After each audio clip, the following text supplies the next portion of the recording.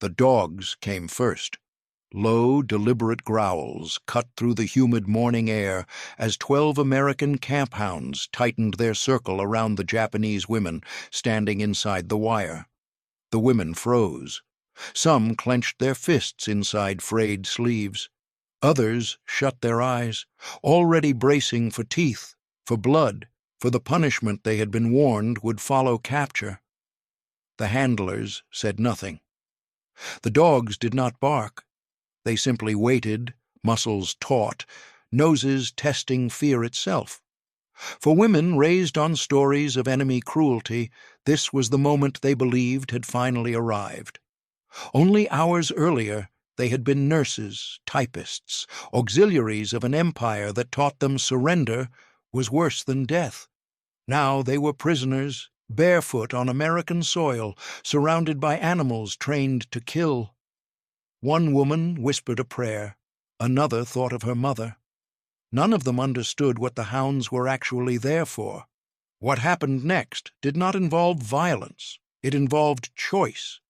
And that moment, silent, terrifying, unresolved, would follow them for the rest of their lives. The women stand motionless as the circle tightens. 12 dogs, large and lean, their coats dark with sweat, move with trained precision through the dust of the camp yard. Their paws press into the earth without haste, without frenzy. This is not chaos. It is control. Low growls vibrate in the air, felt more in the chest than heard with the ears, and every woman understands the language instinctively. In their training, dogs were never neutral creatures. Dogs were used to hunt deserters, to flush out the weak, to tear at those who broke ranks or fled into the jungle. Dogs meant the end. Dogs meant punishment made public. One woman's knees tremble, though she wills them still. Another lowers her eyes, unable to bear the sight of teeth just inches away. A third straightens her spine in quiet defiance, telling herself that if this is where her life ends, she will not beg. Shame and fear twist together so tightly they are indistinguishable. They have been taught since girlhood that capture strips a person of honor, that to be surrounded like this is proof of failure not just to the empire, but to one's ancestors. The dogs do not need to attack. Their presence alone is enough to reduce years of discipline into raw instinct. Inside their heads, thoughts collide. Some remember instructors barking orders, warning them that the enemy would unleash animals before men. Others remember whispered rumors passed through barracks late at night, stories of prisoners torn apart while guards laughed. One woman thinks of her mother and feels a sudden, irrational guilt, as if being alive in this moment is already a betrayal. Another feels a strange calm settle over her, resignation creeping in where panic had been moments before. This, she tells herself, is the price of losing. This is what they promised us. The dogs stop moving. They sit. Muscles remain coiled, jaws slightly open, breath heavy and wet. Their eyes never leave the women. The circle is complete now, a living fence inside the wire fence, and the air grows thick with waiting. Seconds stretch unnaturally long. No one screams, no one runs. The women know better. Running would invite pursuit. Running would confirm guilt. What unsettles them most is not the dogs, but the men holding their leashes. The American handlers stand just beyond the circle, boots planted, hands steady. They do not shout commands. They do not raise their rifles. They do not speak at all. Their silence presses down harder than any threat. In the women's experience, authority always announced itself loudly. Orders were screamed, punishments were public. Silence, in their world, came only before something terrible. One woman glances up, searching the Americans' faces for cruelty, for satisfaction, for some sign that this is entertainment. She finds none. The handlers' expressions are unreadable, almost bored, as if this moment is procedural, something practiced many times before. That indifference is chilling. It suggests that whatever is happening is not personal, and that somehow makes it worse. The women wait for a signal, a snapped command, a release. None comes. Time loses its shape. Sweat trickles down backs. A dog's ears twitch at a distant sound, but it does not move. The women's breathing grows shallow, careful, as though air itself might provoke attack. Panic surges and recedes in waves. One woman feels tears burn behind her eyes and forces them back. Crying would be weakness. Weakness invites death. And yet, beneath the terror, confusion begins to creep in. Why are the dogs sitting? Why are the men not speaking? Why is nothing happening? The longer the silence stretches, the more the women's certainty erodes. This does not match the stories. This does not fit the ending they were prepared for. Fear demands release, and when it is denied, it turns inward, gnawing at belief. A thought flickers, dangerous and unwanted. Perhaps this is not execution. Perhaps this is something else. The dogs remain still, obedient, their leashes slack but controlled. They are not straining forward. They are waiting, waiting for instruction that does not come. In that waiting, something subtle begins to shift. The women are still terrified, still certain that disaster is close, but the shape of that disaster grows less defined. The dogs, once symbols of inevitable violence, become questions instead of answers, and the men's silence, once a promise of cruelty, becomes an unsettling void where expectation collapses. No one explains, no one reassures. The circle holds. And in that suspended moment, with fear stretched thin and belief beginning to crack, the women realize that whatever this encounter is, it is not ending the way they were taught it would. What they were taught had begun long before the war ever reached them. Long before the wire, the dogs, the American voices they could not understand. It began in classrooms and training halls, in whispered lessons delivered as unquestionable truth. From the first day they were issued uniforms, they were taught that capture was not a circumstance, but a moral failure. To be taken alive was not survival. It was disgrace. Bushido was spoken of not as history, but as inheritance. An ancient code, distilled and simplified until it fit neatly into commands. Endure, obey, die if necessary. The empire did not ask for life, it demanded devotion. Surrender, they were told, severed a person from their family line, stained the names of parents and grandparents alike. Better to disappear into the earth than to live under enemy control. Better to die unnamed than to be fed by foreign hands. For women auxiliaries, the lesson cut deeper. They were not warriors in the traditional sense, but they were expected to carry the same burden of honor. Nurses, typists, radio operators, clerks.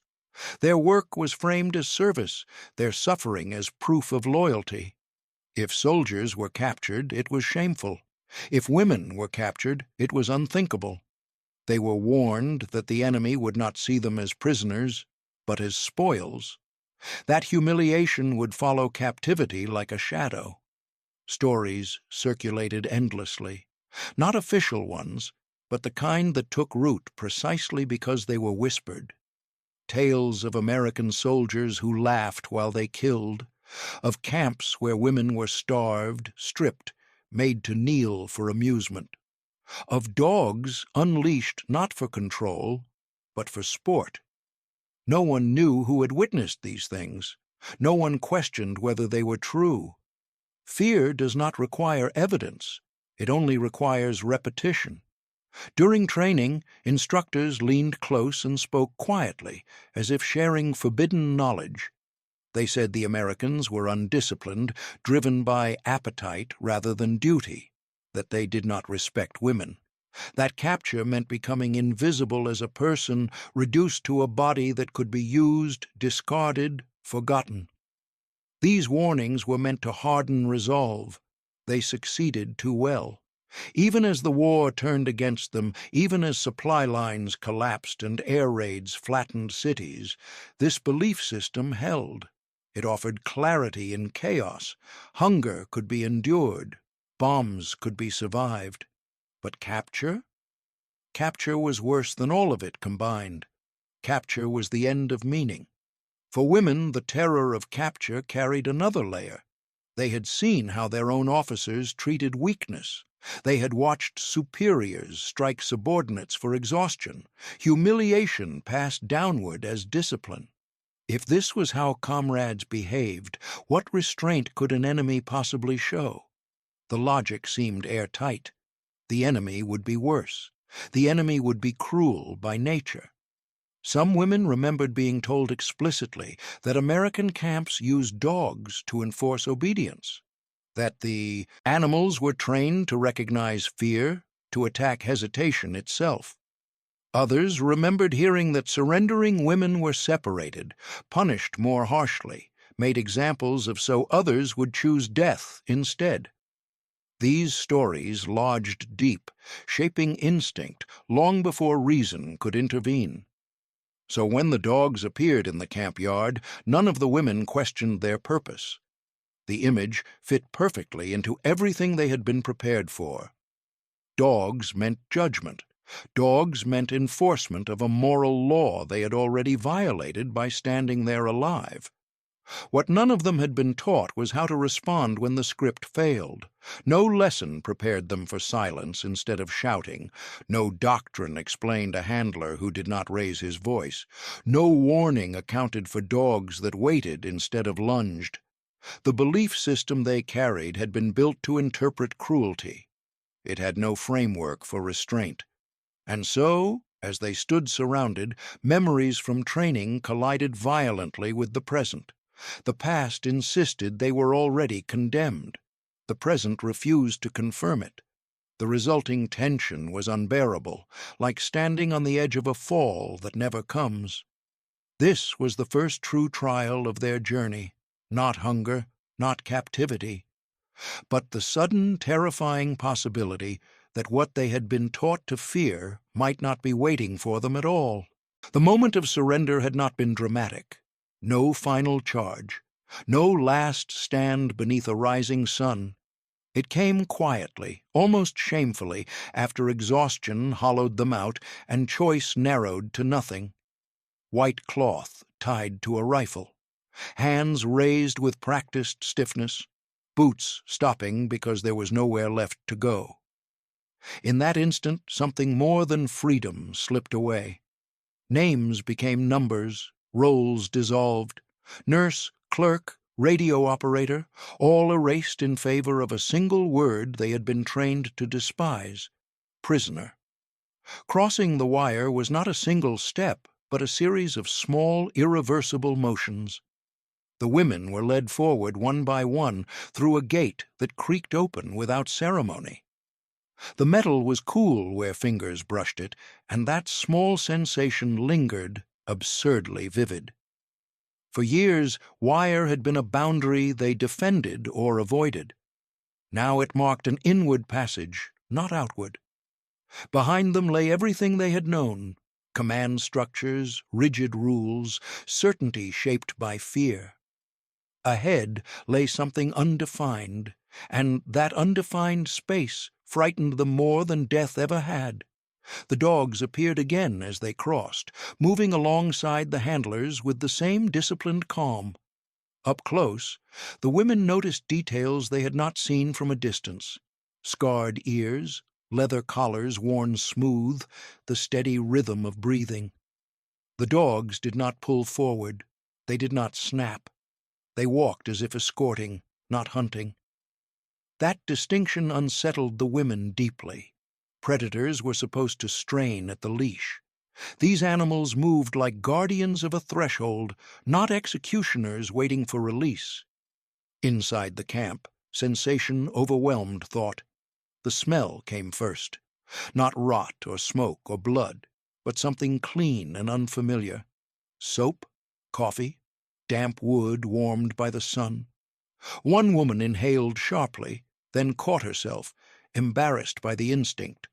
Smell, she had learned, could be dangerous. It could weaken resolve.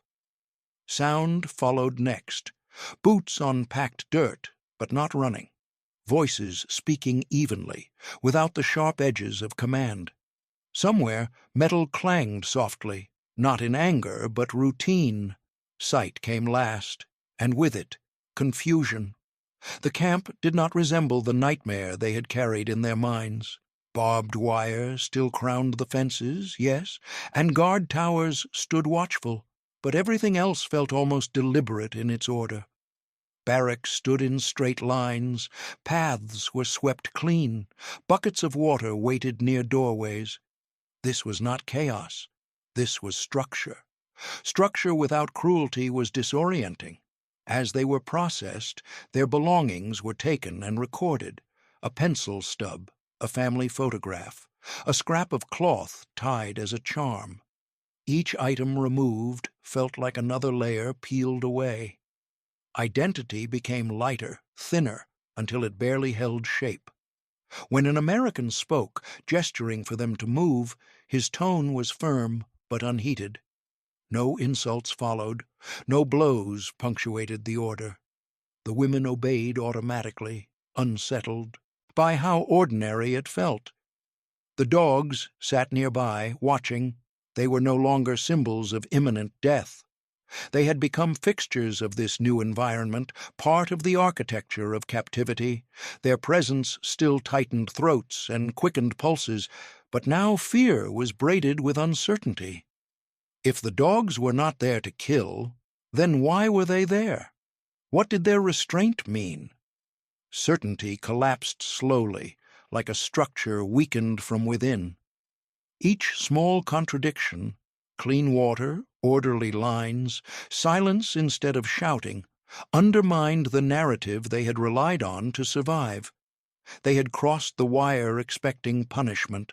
Instead, they found ambiguity, and ambiguity demanded thought, something they had been trained not to indulge. The dogs lay down. That detail lodged in the mind of one woman with startling force. Dogs lay down when they were at rest, when they were not needed. The realization sent a tremor through her chest. If the animals were not on alert, then perhaps this place was not built for violence in the way she had imagined. Nothing made sense anymore. Crossing the wire had been a physical act, but what followed was more profound.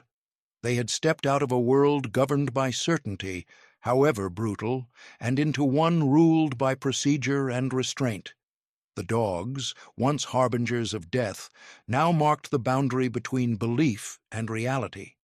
As night approached and the camp settled into unfamiliar quiet, the women lay awake on their bunks, staring at wooden ceilings. The wire outside glinted faintly under the fading light. They were prisoners, undeniably so. But the story they had prepared to live through had already begun to unravel. And somewhere between the dogs that did not attack and the guards who did not shout, they sensed that this crossing was not only into captivity, but into a future they had never been allowed to imagine. They waited for the test to begin. Every lesson they had ever learned told them it would. Punishment, humiliation, violence, something decisive was supposed to follow surrender. Instead, there was waiting. Long, unbroken stretches of it. Waiting without explanation, waiting without release. It was a cruelty of a different kind, one that settled into the mind and refused to loosen its grip. The first night passed in fragments of sleep. The women lay rigid on their bunks, listening for footsteps that would signal the start of something terrible. Each creak of wood, each cough from a neighboring bunk sent hearts racing. But nothing happened. No doors were flung open, no orders barked into the dark. The silence pressed down heavier than shouting ever could. By morning, confusion had begun to eclipse fear. They were awakened not by screams, but by a bell rung at a measured pace. Breakfast followed. The word itself felt dangerous to think. Trays were handed out, not scraps, not thin gruel. Actual food, warm and smelling faintly of grease and bread. Some women stared at it, frozen. Others accepted it automatically, training overriding disbelief. A few refused to eat, convinced this was the first step in a trap. Poison, perhaps, or indulgence meant to soften them before cruelty arrived. They watched the guards closely, searching for signs. Mockery, amusement, anything that would confirm their expectations. The guards did not watch them eat. They stood apart, talking quietly among themselves, as if the women were not the center of some elaborate punishment at all. That indifference unsettled them deeply.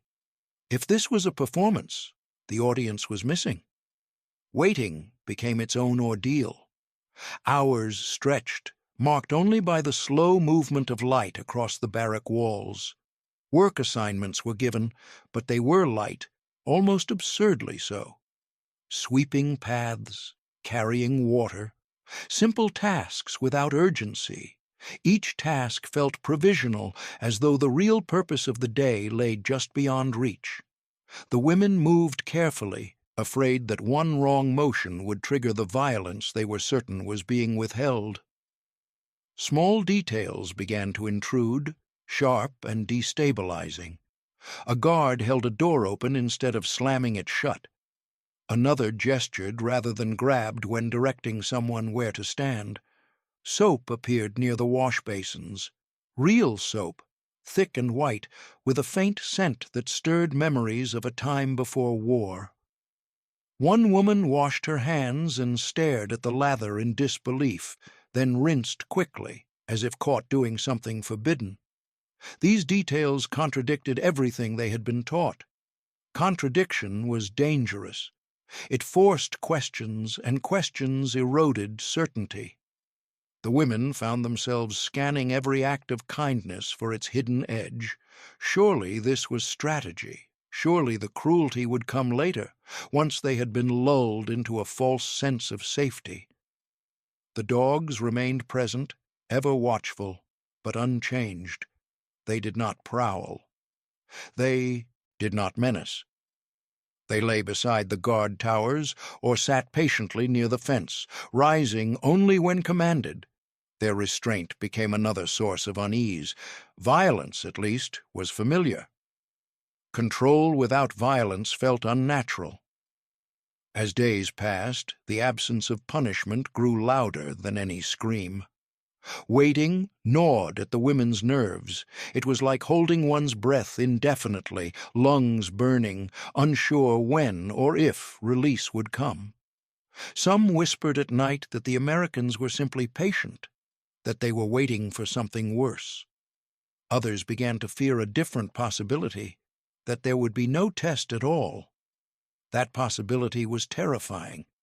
If cruelty never arrived, then what did that mean about everything they had believed, about the oaths they had sworn, about the lives they were prepared to throw away rather than stand where they stood now? The women tested the boundaries cautiously. One spoke out of turn, expecting punishment. None came. Another failed to line up perfectly straight. No blow followed. Each small deviation passed without consequence, and with each one, the world they knew cracked further. The dogs watched it all. They were there every day, silent witnesses to the slow erosion of fear. Their presence no longer signaled immediate death, but neither did it offer comfort. They stood as reminders that force existed here, unused but unmistakably real. The power to harm was present and deliberately restrained. That restraint was the most disorienting lesson of all. By the end of the first week, the women were exhausted not from labor, but from uncertainty. They had prepared themselves to endure cruelty, not ambiguity. Waiting for a test that never came forced them to confront a question they could not answer. What if the enemy did not need to break them at all? As night settled once more over the camp, the women lay awake listening to the quiet. Somewhere beyond the fence, a dog shifted and sighed, settling back into rest. The sound lingered in the darkness, gentle and unthreatening. And in that sound, more unsettling than any growl, the women began to understand that the greatest danger they faced was not violence, but the slow, relentless collapse of everything they had been taught to believe. The explanation came without ceremony, and that, too, felt deliberate. No announcement, no gathering. Just a moment during morning routine, when the women were ordered to stand aside as the dogs were led past them, leashes held loosely, handlers moving with the same practiced calm they had shown since the first day. One of the women, bolder now, or perhaps simply exhausted by fear, watched closely. She noticed how the dogs' eyes never left the perimeter, how their bodies angled not toward the prisoners but outward, toward the fence, toward the unseen world beyond it. They were not there to hunt the women. They were there to guard the camp. This realization landed quietly, but its impact was profound. The dogs were tools of control, yes, but not the kind the women understood. They were not instruments of punishment unleashed at whim. They were part of a system built on procedure, on prevention rather than spectacle. Their job was to deter escape, to signal intrusion, to maintain order without constant force. Violence was not their purpose. Discipline was. One afternoon, the women watched as a handler put a dog through its routine. Simple commands: sit, stay, heel.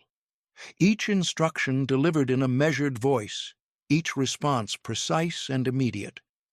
There was no anger in it, no dominance asserted through pain. The dog obeyed because it was trained to obey, not because it feared punishment. The distinction unsettled the women deeply. In their world, obedience had always been extracted through suffering. Here it seemed to be engineered through structure. The dogs never entered the barracks. They never approached the women unless directed. When they passed by, they did so without aggression, noses lifted to the air, attention fixed elsewhere. One woman realized with a start that the dogs did not even seem interested in them. That realization stung in a way she could not explain. They were not targets. They were not prey. The Americans' adherence to procedure became harder to ignore. Roll calls happened at the same time each day. Work assignments were assigned according to ability, not arbitrarily. Rules were posted, translated as best they could be, and enforced evenly. When someone made a mistake, correction followed. Not blows, not humiliation. Correction. This consistency chipped away at the narrative the women had relied on.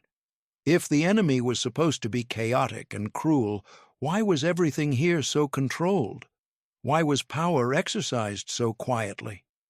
One woman remembered an officer back home who punished a subordinate simply for speaking out of turn, striking him in front of others to reinforce authority. No such displays existed here. Authority did not need spectacle. It rested on predictability. That realization was dangerous. It suggested competence. It suggested intention beyond cruelty. The dogs, once symbols of terror, became the clearest embodiment of this difference. They represented force that was present but restrained, violence that existed but was not indulged. For the women, raised to believe that enemies reveled in suffering, this restraint was incomprehensible. Doubt crept in where certainty once lived, quiet, insidious doubt. If the dogs were not there to kill them, then what else had been a lie? One afternoon, a dog broke formation briefly, distracted by a sound beyond the fence. The handler corrected it with a sharp word, not a blow. The dog returned to position instantly. The woman watching felt something inside her loosen. Control without cruelty, correction without rage. It was a model she had never been shown before. The realization did not bring comfort. It brought disorientation. If the enemy valued order over punishment, restraint over revenge, then the moral framework the women had been given began to wobble. They had been told that honor lived only in suffering, that discipline required pain, that mercy was weakness. Yet here was a system that functioned without those assumptions. The dogs, still present every day, became unwilling teachers. They demonstrated that power could exist without constant violence, that force did not have to announce itself with blood. For the women, this understanding marked the first true shift in their journey.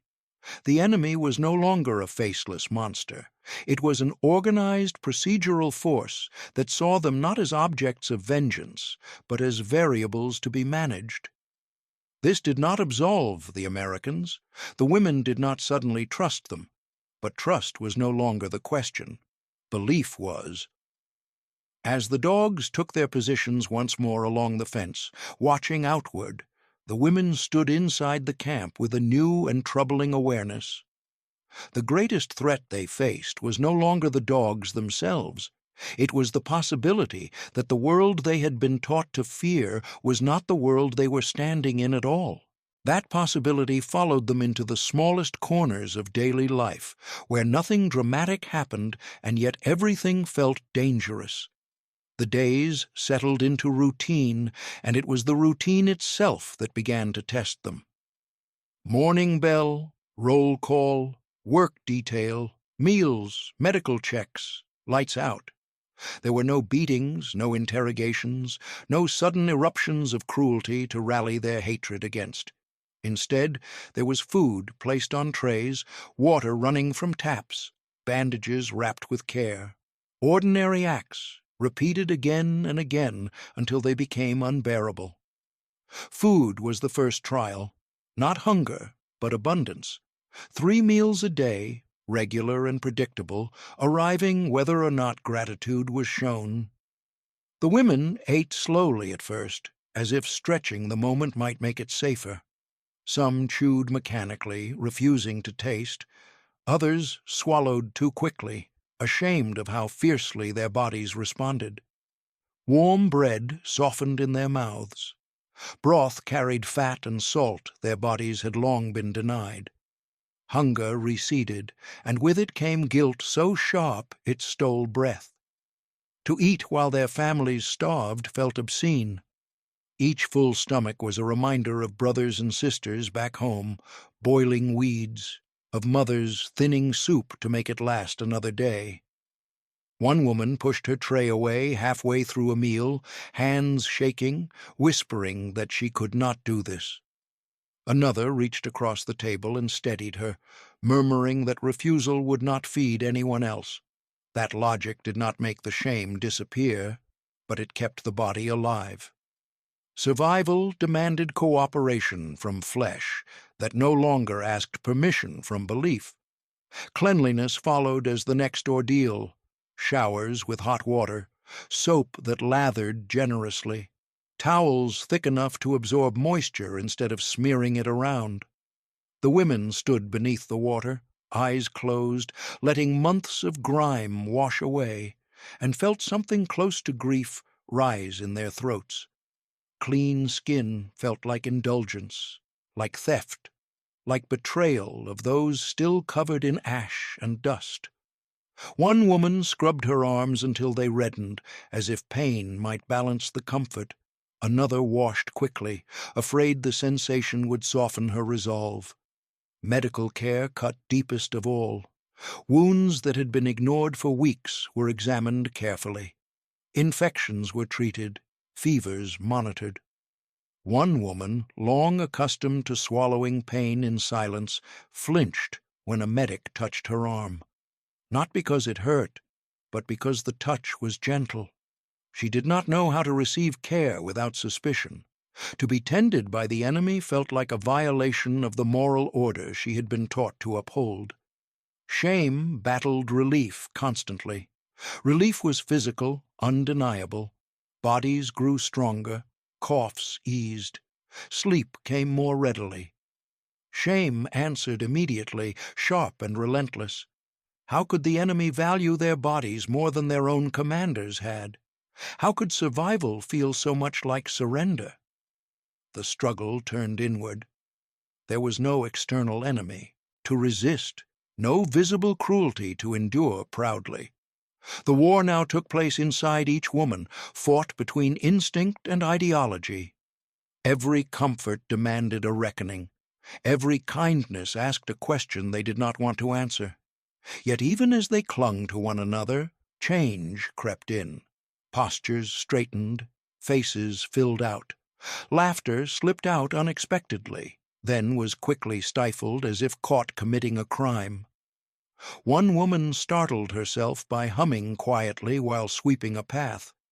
She stopped at once, heart pounding, then realized no one had noticed. Or perhaps they had, and simply did not care. That indifference was unsettling. The dogs continued their rounds, unchanged, lying in the shade, rising only when necessary. They watched the perimeter, not the women. Over time, the women stopped flinching at every movement. Fear dulled, replaced by something harder to name. Not trust, not acceptance, but adaptation. Adaptation felt dangerous. To adapt was to survive. To survive was to live with the knowledge that life was possible here, even under enemy control. That knowledge weighed heavily. It made hatred harder to sustain. It made certainty fragile. As weeks passed, the women realized that the true ordeal was not what had been done to them, but what was being given: food, cleanliness, care. Each ordinary provision eroded the clear lines they had relied on to define themselves. Violence would have been easier. Violence would have confirmed everything they believed. Instead, they were being asked day after day to endure something far more destabilizing: dignity. That dignity arrived in pieces so small they were almost invisible, and therefore impossible to defend against. A guard paused to let a woman pass instead of ordering her aside. Another offered a word spoken slowly, carefully, as if clarity mattered. One morning, a handler crouched to adjust a dog's collar, murmuring to it in a low, familiar tone that sounded nothing like command. The women watched from a distance, unsettled by the intimacy of the gesture. That voice was not the voice of a monster. The danger lay not in any single act, but in their accumulation. None of these gestures were dramatic enough to provoke outrage. They slipped past the women's defenses quietly, lodging somewhere deeper. It became harder to hold the image of the enemy they had carried so faithfully when the enemy bent to pick up a dropped tool, or nodded in acknowledgement, or simply went about his duties without malice. The dogs were often the bridge to these moments. The handlers moved with them constantly, their routines intertwined, feeding, grooming, walking the perimeter. The women began to notice patterns. The dogs responded to calm voices more readily than raised ones. They were rewarded with touch, with food, with rest. Discipline here was not enforced through fear alone, but through trust, built carefully over time. That realization gnawed at the women's understanding of power. In their world, discipline had always been loud. It demanded spectacle. Pain was proof of authority. Yet here were men who controlled powerful animals without cruelty, who enforced order without constant threat. The dogs, once symbols of terror, now represented something more complicated. They were reminders that strength could exist alongside restraint. One afternoon, a dog broke into a short run along the fence line, alerted by movement beyond the wire. The handler reacted instantly, firm command cutting through the air. The dog stopped, sat, waited. No blow followed, no anger erupted. The handler praised the dog quietly and resumed his patrol. The women watching felt a ripple of unease. This was control without humiliation, authority without rage. Such moments forced a reckoning. If the men who held the leashes were capable of patience, Then what did that say about the stories the women had believed? If the enemy could train animals with care, what did that imply about how they viewed human life? The question was dangerous. To see captors as human threatened everything the women had relied on to endure surrender. Hatred had been a shield. It had allowed them to bear shame by assigning all moral corruption to the other side. If the enemy was monstrous, then survival could be framed as endurance rather than complicity. Humanity complicated that equation. Small interactions became tests of resolve. A guard shared a cigarette with another, laughing softly at some private joke. The sound carried across the yard, light and ordinary. One woman felt an unexpected surge of anger at the laughter. How could he laugh while her world lay in ruins? Another felt something worse: curiosity. What kind of life produced such ease? The guards were young, many of them, barely older than the women themselves. That realization struck hard. These were not ancient enemies forged in hatred, but individuals shaped by a different world entirely. They had not grown up amid bombings and scarcity. Their uniforms were clean, their boots intact. They carried themselves with the unthinking confidence of people whose homes still stood. The women began to notice faces, individual faces. One guard with a scar along his jaw, another who whistled quietly while walking, a handler who always checked his dog's paws before starting patrol. These details made it harder to reduce them to a single threatening mass, and that was precisely the danger. To grow accustomed to the enemy's tools was one thing. To grow accustomed to the enemy himself was another. At night the women whispered about these encounters. Some condemned them outright. "Do not forget who they are," one warned. Others confessed confusion. "They are not what we were told," another murmured, voice barely audible. Silence followed such admissions, heavy and uneasy.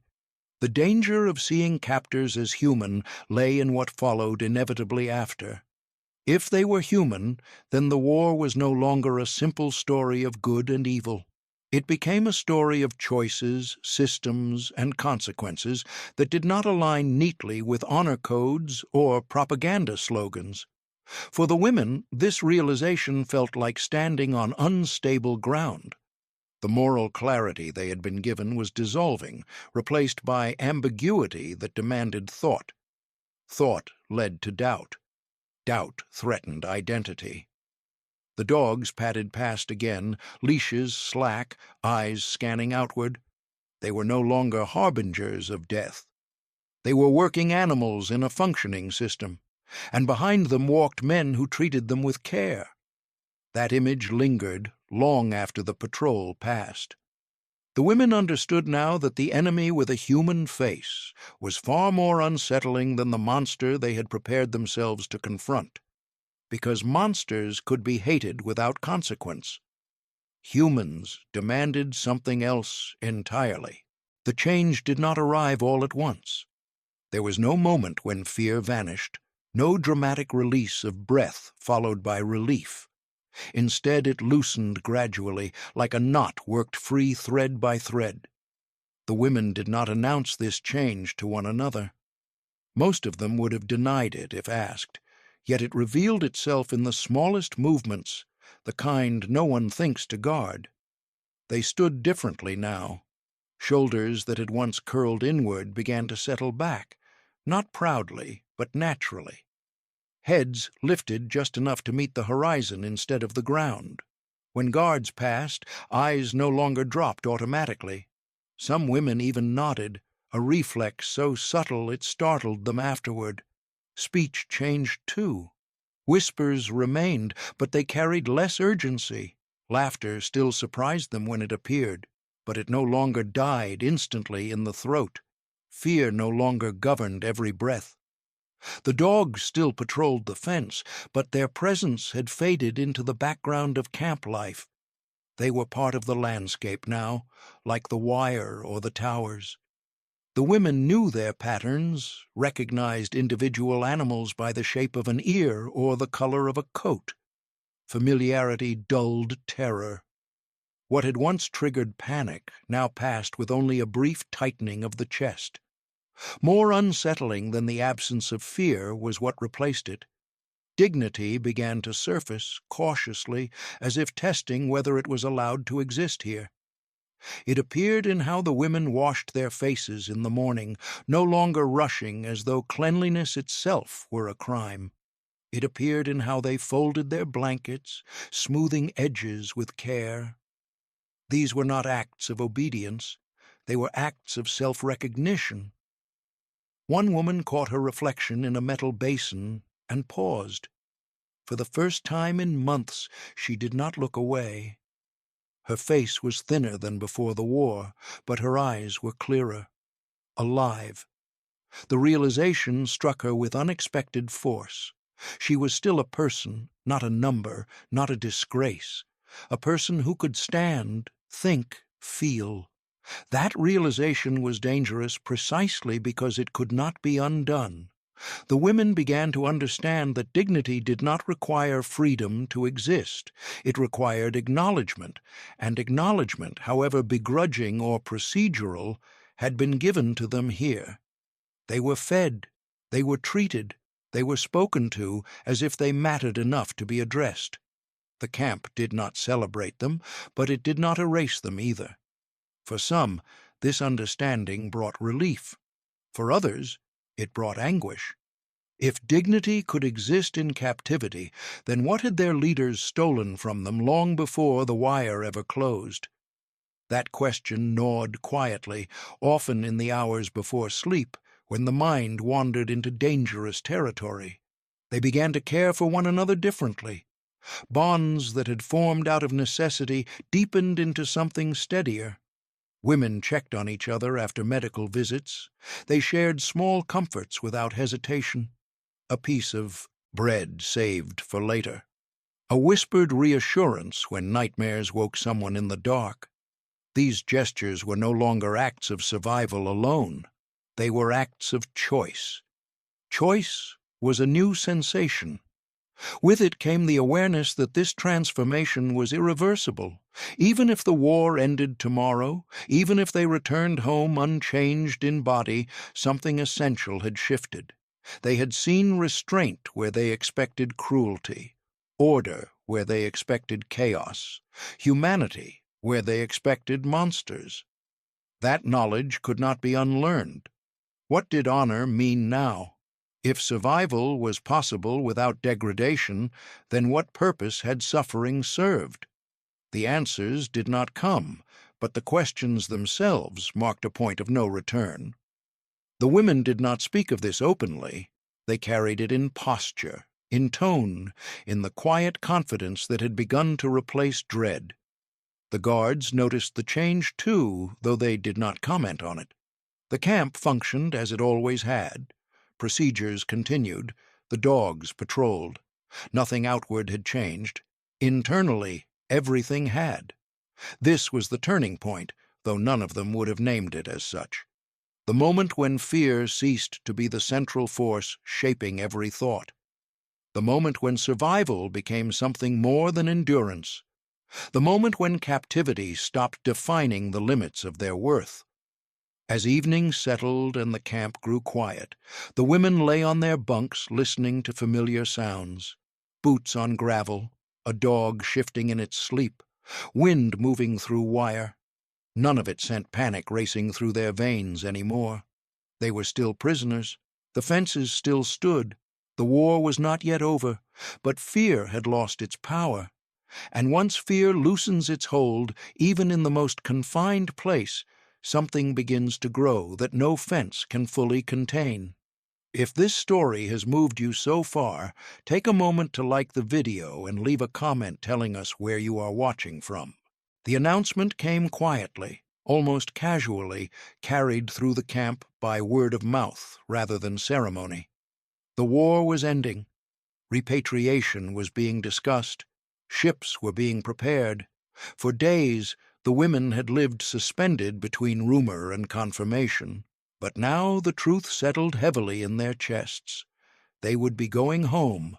The idea should have brought relief. Instead, it stirred a new and unfamiliar fear. Returning meant facing the people they had left behind, carrying bodies that were stronger than when they surrendered, and minds that were no longer intact in the way their country expected.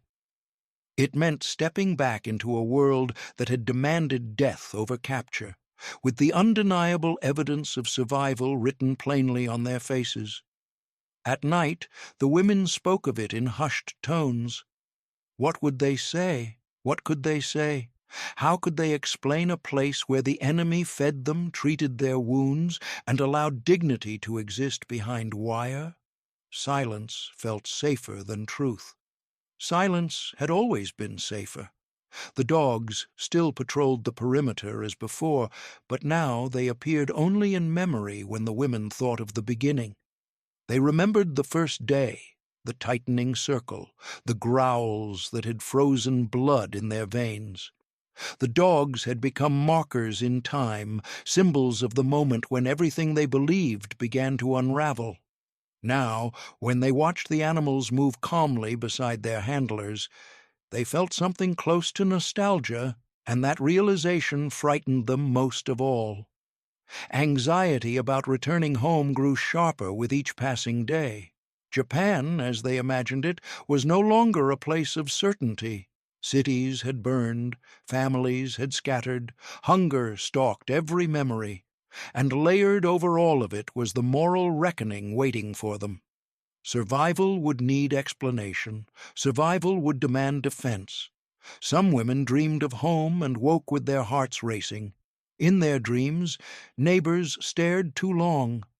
Mothers asked questions with their eyes rather than their mouths. Brothers turned away. No one accused them outright, but judgment hung heavy in the air. They woke tangled in blankets, unsure whether the dream had been warning or prophecy. Guilt followed them through waking hours, guilt for full stomachs, guilt for healed wounds, guilt for sleeping without fear while others endured bombings and starvation. The kindness they had once feared now weighed on them like debt.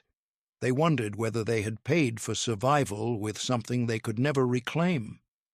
One woman confessed quietly that she dreaded returning more than she had dreaded capture. Another admitted she wished she could remain where the rules were clear, where survival did not require explanation. These confessions were not shared lightly. To admit such thoughts felt dangerous, almost treasonous, yet they were met with nods of recognition rather than condemnation. The weight of unspoken truth pressed on them daily. They knew that much of what they had experienced could not be shared. There was no language ready to receive it. To speak of American restraint would sound like betrayal. To speak of dignity in captivity would sound like madness. And so they prepared themselves to carry these memories alone, folded carefully inside, like letters never sent.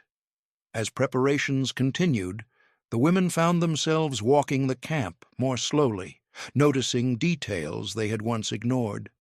The pattern of light through the barrack windows, the sound of boots on gravel, the dogs settling into shade at the same hour each day. These ordinary details had become part of their internal landscape. Leaving meant losing not only captivity, but a version of themselves forged within it. The long return was already underway, not in miles traveled, but in the mind. They rehearsed the faces they would present to the world. They practiced neutrality. They practiced silence. They told themselves they could lock away what had changed. Yet deep down, they knew this was impossible. The dogs faded further into memory, no longer symbols of fear, but of transition. They marked the moment when the women stepped into uncertainty and emerged altered. The women carried that mark now, invisible but permanent. As the camp prepared to release them back into a shattered world, the women stood at the threshold of another crossing. This one led not into wire and watchtowers, but into the far more treacherous terrain of home. And in that knowledge, heavier than any chain, they understood that survival had given them life, but it had also given them a truth they would have to carry alone. Home did not greet them with answers, it greeted them with absence. Streets they remembered were reduced to rubble. Houses stood hollow, windows blown out like empty eyes. The women stepped off trains and trucks into landscapes that barely resembled the places they had left behind. Smoke lingered in the air long after the fires had burned out, and hunger clung to every conversation. People moved with the quiet urgency of those who had learned not to expect relief. The women moved differently. They did not speak of the camp, they did not speak of the dogs. Those details stayed folded deep inside, protected not by secrecy alone, but by the knowledge that there were no words capable of carrying the weight. When asked where they had been, they answered carefully. Captivity, waiting, survival. Nothing more. Memory became their constant companion. It followed them through rebuilt streets and temporary shelters into kitchens where meals were thin and shared carefully. It surfaced in unexpected moments. The smell of soap, the sight of a dog resting in the shade, the sound of boots on packed earth. Each sensation pulled them backward, not with longing, but with recognition. They remembered the circle of dogs tightening. They remembered the silence. And they remembered the moment when fear did not deliver what it promised. That moment reshaped everything. Honor, once defined by sacrifice and silence, began to feel incomplete. The women had lived through a version of captivity that contradicted the world they had been taught was absolute. They had seen restraint where they expected cruelty, procedure where they expected chaos, dignity where they expected erasure. This knowledge did not make them proud, it made them careful. Some struggled more than others. A woman flinched when her neighbors spoke bitterly of the enemy, knowing how little those words captured reality. Another avoided looking too closely at her own reflection, troubled by the quiet strength she carried back with her. Survival felt heavier at home than it ever had behind wire. The dogs returned often in memory, though never as threats. They appeared as markers, symbols of a turning point the women had not recognized until much later. Those animals had stood between the world of certainty and the world of complexity. They had guarded not an execution, but a passage. Through them, fear had loosened its grip. The camp receded into history, then into memory. But its impact did not fade. The dignity they experienced there had left a permanent mark. It informed how they treated others, how they measured authority, how they understood themselves. They did not romanticize their captors, they did not excuse the war, but they refused to reduce the world to monsters and victims alone. One moment, suspended in silence among dogs that did not attack, had fractured an entire belief system. It had shown them that fear could be manufactured, taught, inherited, and unlearned. That understanding brought no triumph, only clarity. As the years passed, the women grew older. Stories of the war hardened into slogans around them, simplified and repeated. They listened politely, rarely interrupting. What they carried did not fit into speeches or ceremonies. It lived instead in posture, in restraint, in the refusal to surrender humanity to ideology. The dogs were long gone by then, the camps dismantled, the fences removed. Yet the women still recognized the shape of fear when they saw it, and they recognized dignity just as quickly. That recognition became their quiet inheritance. If this story stayed with you, take a moment to like the video and leave a comment below telling us where you're watching from.